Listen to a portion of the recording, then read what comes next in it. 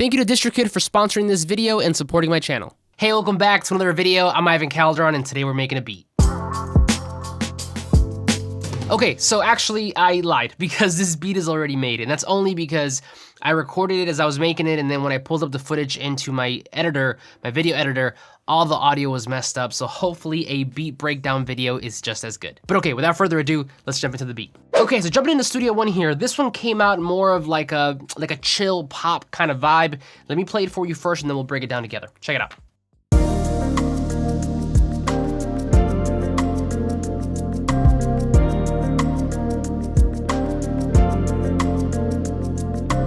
Okay, so for this beat, I actually started out with the drums, which is something that I normally don't do, but I actually found it quite beneficial. And I would say if you're in a creative rut, try to start with the opposite of what you normally start out with. So I always start out with the melodies. So for this one, I started out with the drums, and I think it gave me a bit of a different perspective, something that I normally wouldn't have found if I just took my normal approach. In any case, for this one, we started out with a kick and a snare, and I programmed a very, very simple pop pattern.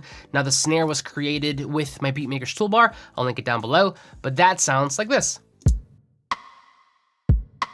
Now this is super simple, and as you probably heard, that snare is more of a rim shot, and we do have some reverb going on because I have all my drums routed to a room verb, which is actually from the Verb Suite Classics plugin from the Slate All Access bundle. Now from there, I went down and I added a hi-hat, and that sounds like this. Just simple eighth notes. And this I also created with my beatmaker's toolbar. As a matter of fact, let me show you how easy it is to create with that tool. So I'm gonna delete it here. I'm gonna go over to hats. I'm using sample 1. I want eighth notes. Then I'm gonna go over to select, upbeat, and lower the velocity by 50% because I want that chugging motion. And we're right back to where we started.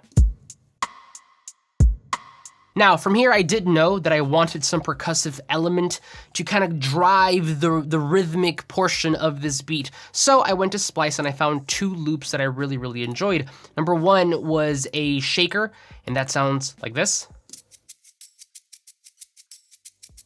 And the other one was kind of like a perk loop that really just kind of added a different kind of texture to the whole thing. So that sounds like this.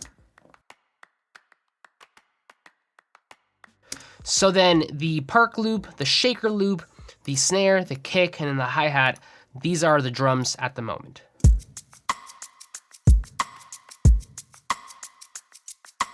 The drums here sound fine, but at this point, it's just a matter of embellishing things to make them sound a little bit better. So check out what I did. Now, the first thing was that I brought in a live drum sample, so to speak, and this is from a plugin called Easy Drummer 2. I absolutely love this plugin. I've talked about it before. Obviously, the optimal scenario would be to have a real drummer in the studio, but if you don't have access to one of those, or if you don't have the space to have a kit in your studio, then this, I think, works really, really great. And basically, it maps out every single one of these drums to a key on your keyboard, and then just gives you that ability to play or to have those live drum samples. Now, I programmed this kind of ride here, and as a matter of fact, if I open this up, you might be able to see it here. Yep, there it is. From here, I also added in this clap that comes in on like every other beat, so. And on that clap, I do have, I believe, a micro shift, which kind of just spreads it out a little bit. And then we are sending it to a hall verb, which is the Valhalla vintage verb, and then also to a quarter note delay, which is the repeater also from the Slate All Access bundle. Now, last but not least here on the drums, we do have two crashes. One of them is a really big like EDM crash that I use all the time. That sounds like this. And then we have a more traditional crash, just to kind of fill it in, and that sounds like this. Now what I did here was I took this big crash, I reversed it, and then I faded in the intro to kind of create this little riser. So the riser leading into the crashes sounds a little something like this.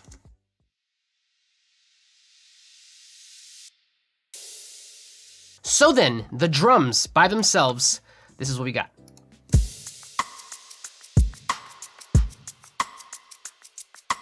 Okay, from here, let's move on up now to the melody. Hey, really quickly, the beat that you're listening to now is going to be a part of my next beat EP for August, and if you didn't know, I'm dropping a new beat EP every month this year, and the way that I've been doing that is with DistroKid, the sponsor for this video. DistroKid is a digital distributor, and with plans starting at $20 a year for unlimited uploads, it is by far the easiest and most affordable way to release your music to all streaming platforms. One of my favorite things about DistroKid is how easy they make it to not only distribute your music, but also market it. If we head over to my personal account here, you can see all of the beat EPs that I've released so far, but if we head over to the top right menu, we can drop down this goodies tab and check out some of their marketing tools. Now, there are plenty, but I wanna point your attention to the playlist spotlight tool under the Get Heard Now subcategory. This feature is totally free, and it basically allows you to have one of your songs featured on one of DistroKid's Spotify playlists by getting people to vote on it via a shareable link. When you click on this, you will get presented with a page where you can vote for other tracks from different artists and even DM them if you really like their work. As mentioned though, on the top right, you can opt to submit your own music,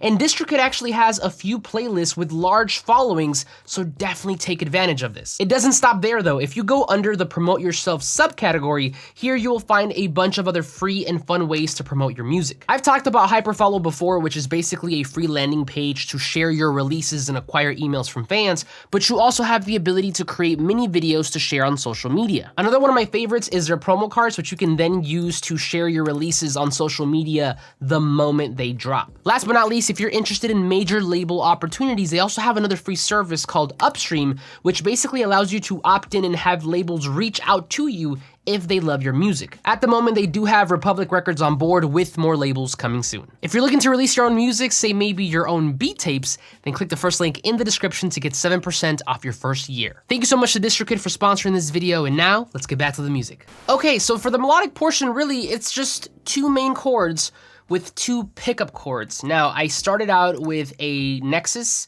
and I believe the patch is this one here. I can't pronounce that, but you can see it on the screen. Now that sounds like this. Pickup note, or pickup chord, another pickup chord.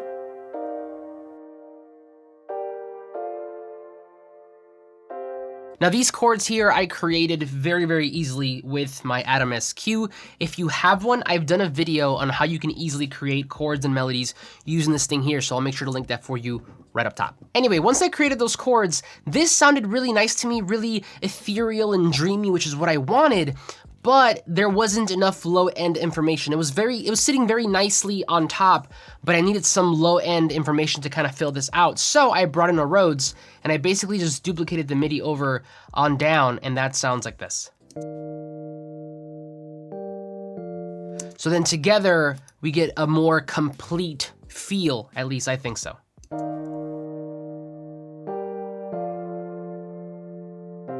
Now at this point, I really wanted some sort of movement, and of course the drums do provide a big portion of that, but you can also create movement with the melodies. So then what I did was I took this MIDI, I deleted this pickup chord, left the first main chord, the second main chord, and the last pickup chord, brought that down, and I brought it into this pad from Anna 2.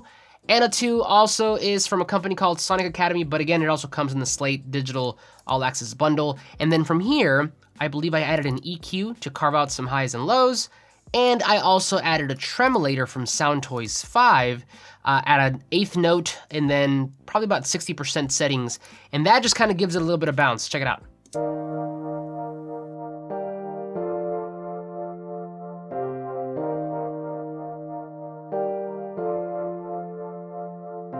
Okay, so regarding these keys and synth section, the last element in this area was some sort of synth, and I really wanted it to feel like an 80s kind of vibe, so I brought this in here. Let me show that to you by itself.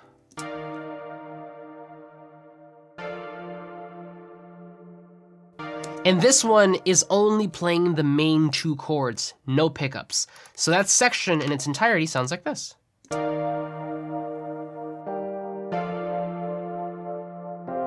Now, before we move on, I do want to point your attention here to this synth here that I programmed. If you notice, you can see the audio waves, but in the background, you can also see the MIDI notes. Now, the story behind this is that I wanted the synth to kind of just fade out nicely towards the end of that piece, but if I'm being honest, I couldn't figure out how to do it with the parameters in the actual VST, so I was like, you know what? If I transform this to audio, I can have the flexibility to maneuver it quicker if I just, add a fade in at the end, which is exactly what I did here. Now, with that being said, Studio One has a really amazing feature called Transform to Audio, which basically converts your MIDI information to audio pieces, to audio waves, but it gives you the ability to retain the MIDI information in case you ever need to go back, which is why you see the MIDI notes in the background. So let's say, for example, that I want to go back. Let's say that I programmed this the way that I wanted to, but I'm like, you know what? I actually want to change that chord. I think I want to maybe, switch around those notes.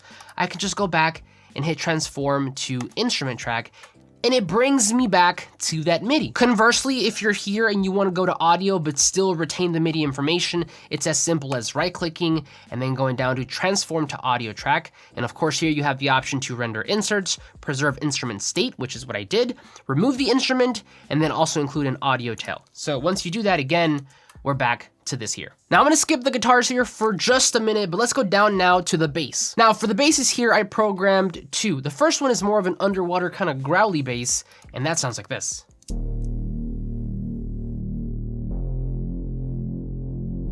Now to give this bass just a little bit more oomph, I brought in a moto bass, which you guys have seen me use constantly here on the channel. This is like a live bass modeler, emulation, or whatever. If I'm not playing the bass part myself on my bass guitar, then I'm using something like this. Now together, those two basses come out like this.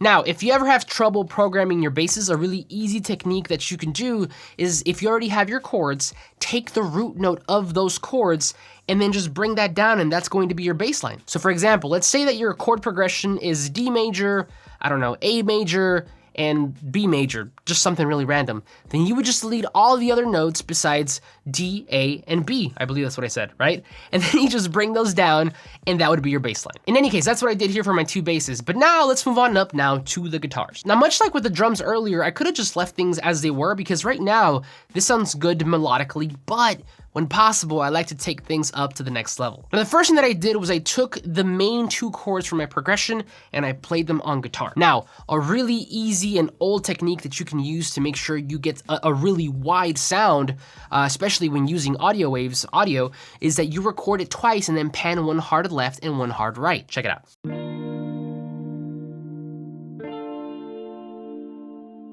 Now, in case you're wondering, no, I don't record my guitar straight through. I'm not that great at the instrument. I actually have a method to recording perfect guitar takes, and I've done a full video on it, so I'm gonna link that for you right up here. In any case, the last element here to this main section is a lead guitar. Now that, I am processing it by running it through an Archetype Corey VST. You guys have seen me use this plenty of times. I cannot recommend this plugin enough. It has a lot of versatility and a lot of parameters and things that you could do with it to get some really nice, clean, pop, funky tones. So I'm running it through that. Then I'm also running it through a Pro Q to cut off some of the lows and highs. And I believe there's one more EQ in here, but this is automated. This only happens in the beginning, so I'll show you that in a minute. And then last but not least, we're running this through a Hall verb, which again is the Valhalla vintage verb, and through a quarter note delay, which is once again that repeater. But that top line by itself sounds like this.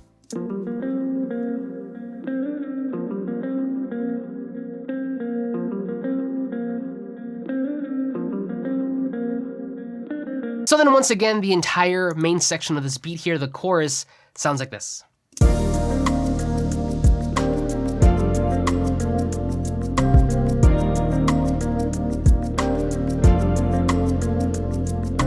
Okay, before we head out, let's talk a little bit about the arrangement. Now, there is no right or wrong way to arrange your beats. Honestly, it's your art. You do with it whatever you feel right.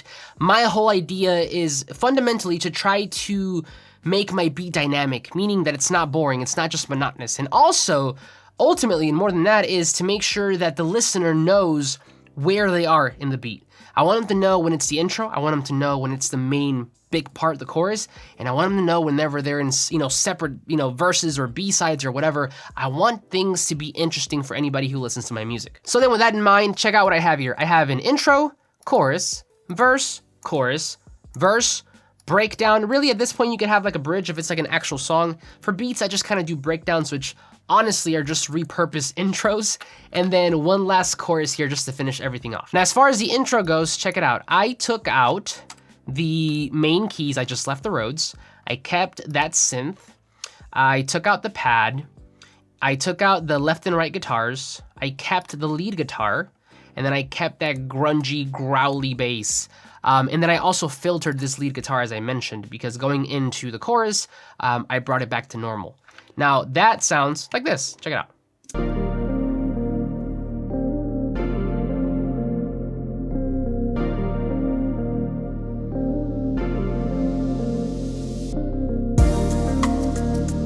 Now, as far as the verses go, I basically only left the top and bottom keys, the original keys on the Rhodes. I left the pad to include some movement. I took out all of the guitars minus one, but I'll show you that in a minute. For the first like 2 measures, I took out all the bass. I also took out the clap from the verses. The perk loop also is absent from the first 2 measures. The hi-hat stays consistent. And then here, as I mentioned, I have another guitar part that I recorded, and it comes in about 2 measures after the verse begins. And the reason, again, is because I want to keep things interesting for the listener. So then here's that transition going out of the chorus into the verse and then that B section of the verse. Here it is.